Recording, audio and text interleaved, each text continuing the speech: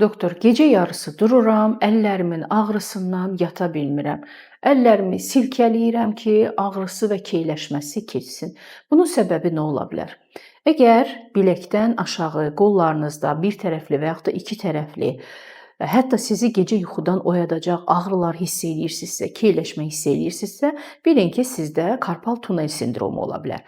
Karpal tunel sindromu orta sinrin biləkdə vətərlər və əzələlər arasında çox dar kanaldan keçdiyi yerdə sıxışması nəticəsində əmələ gəlir. Yəni bu bir sıxışma sindromudur və nəticədə bizim baş barmaq, ikinci və üçüncü barmaqlarda, bu üç barmaqda əsasən keyləşmə, ələ verən dəhşətli ağrılar, sızıltı və s. kimi hissiyatlar ola bilər. Əgər bu problem uzun müddət davam edirsə, hətta əlinizdə arıqlama, atrofiya da gedə bilər və sindirin tam ölməsinə qədər gətirib çıxarda bilər.